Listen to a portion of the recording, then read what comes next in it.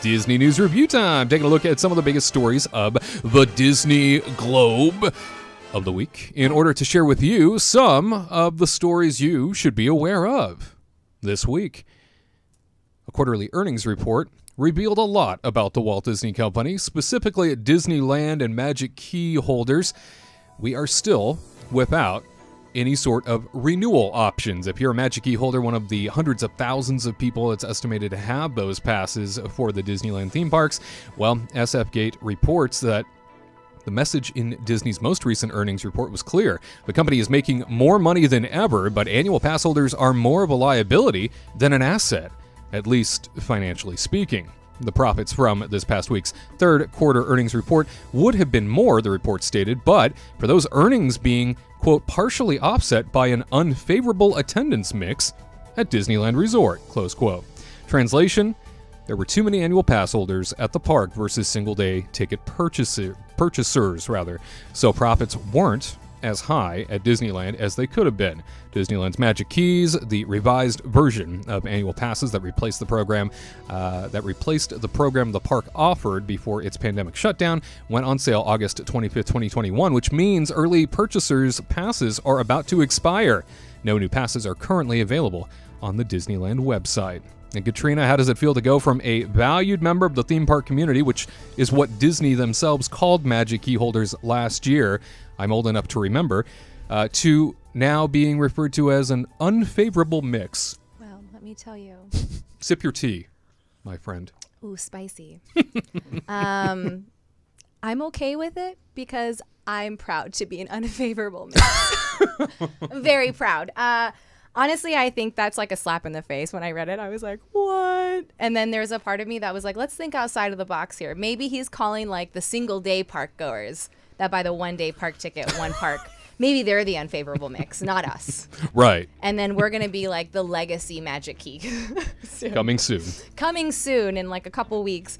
And honestly, I don't know. I feel like it's kind of like a slap in the face, but also it's not like we're making you money, but annual pass holders spend a lot of money because they are the childless millennials, that go to the parks, hang out with friends, grab a couple drinks, go eat some nice food, and go actually spend money. And then there are a lot of vacationers, because you raise your prices so high and you price out people that can't really come and actually have a full-on day to enjoy like a buffet, something over there, have a couple drinks or whatever, because like the hotels are way overpriced. It's like $1,000 a night to stay at one of the Disneyland hotels.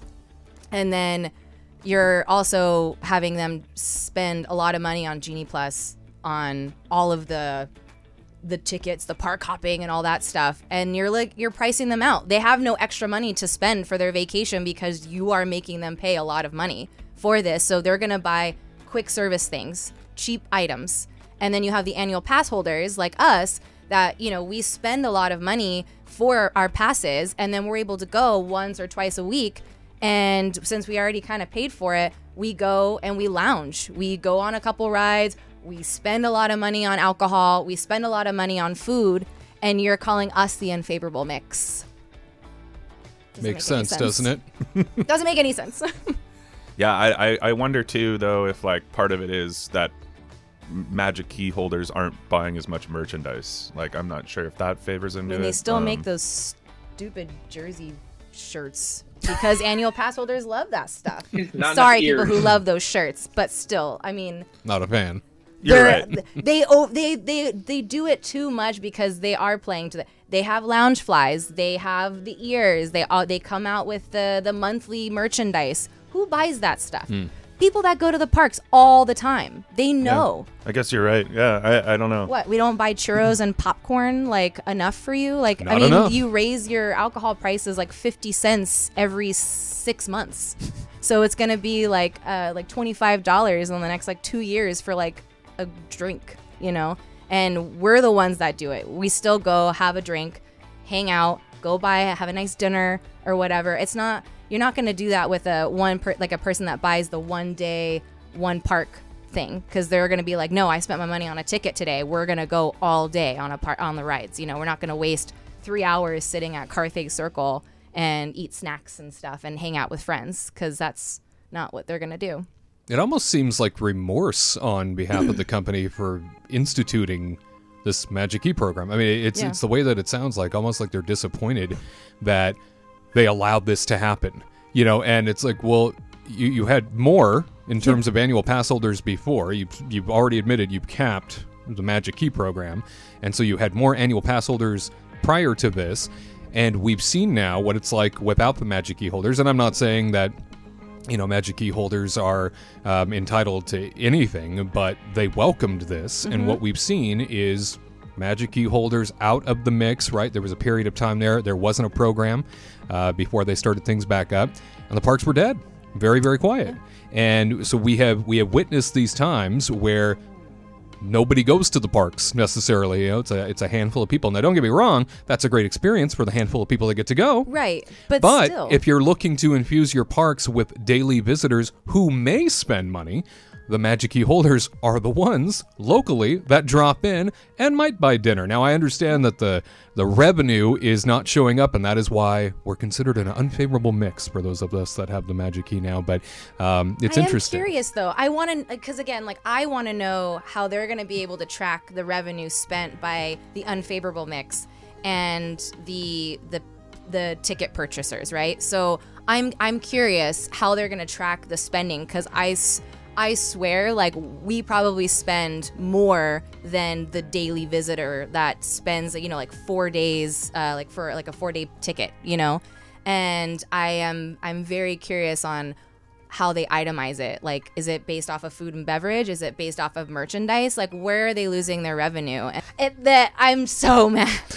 Can I just say, though, I think it's actually really funny, because I love how, like, Chapek is he just like villainizes himself over and over and over again, and it's actually getting to the point where it's like funny to me. I just kind of get entertainment out of it, because I'm like, man, this guy, he cannot catch a break. He keeps putting his foot in his mouth, and it's like the best entertainment that he's ever created. I mean, I feel like, he just wakes up in the morning. I feel like past CEOs have come up with great entertainment that goes in the parks or becomes a movie or something, but this guy himself is just the clown that I'm looking at, and I really enjoy it. I feel like every morning he wakes up and he's just like, how am I going to ruin it today? You know, how am I going to become more of a villain today?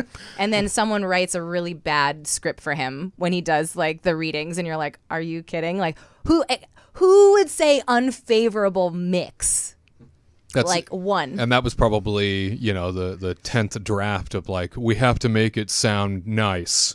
And that's what they came up with. So, unbelievable. Yeah, it's interesting to me. And I know, you know, Tyler, you've said it before, Disney's not our friend. And they're not here to support us and love us. They don't really care in the end, because they're a business. We get it. They're not a nonprofit. You know, they have to make money. Totally understood. But Disney's also been, by sort of its own standards, the standard bearer when it comes to service and taking care of people and that emotional connection.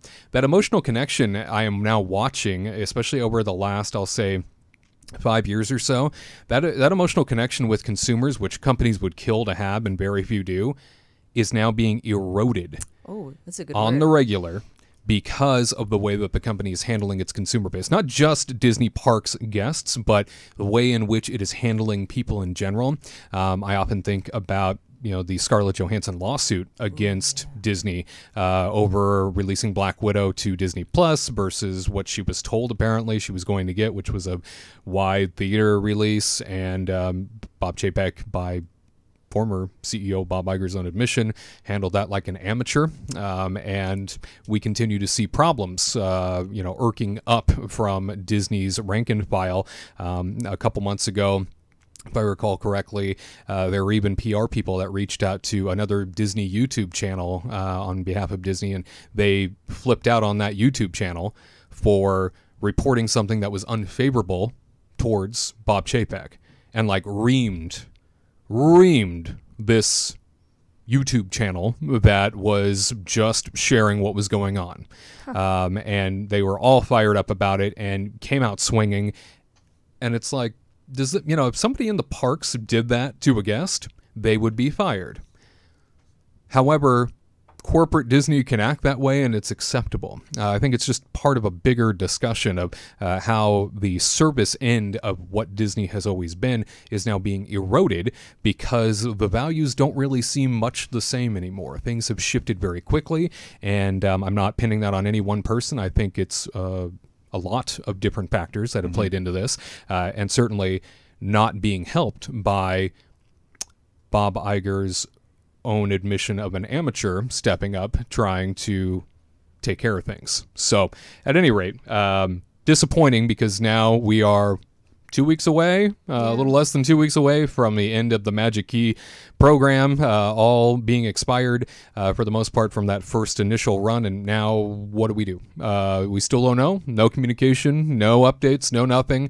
We talked about it on a recent broadcast where this has just become a terrible way in which Disney has failed to communicate and show disrespect not only to its consumer base, but also disrespect to its cast members that are going to face the backlash and already are. In fact, after our last broadcast where I spoke about that, had many cast members reaching out and saying, we're already dealing with it. People are furious. We don't know what to do. We don't know what to say. Nobody's backing us up. We have no information, and it's driving us crazy because this isn't fair. Yeah, Disney's doing it to themselves. Yeah, I mean, there's no love anymore. Like they used to have people that loved Disney that wanted to strive to, yes, make it profitable, but also cater to the consumer. And now I don't know what happened. They just were like, screw this consumer. We're just going to try to get money in every shape and form. We're going to overpack parties. We're going to charge like double for a hotel room that shouldn't be this price anymore. We should be doing this. And then there's no love anymore. And there's no, A lot of that heart is missing. I don't disagree. Let us know what you think. Have you noticed an eroding of values? Have you noticed an eroding of the experience overall? As always, we look forward to hearing your perspective. To all who come to this happy place, welcome.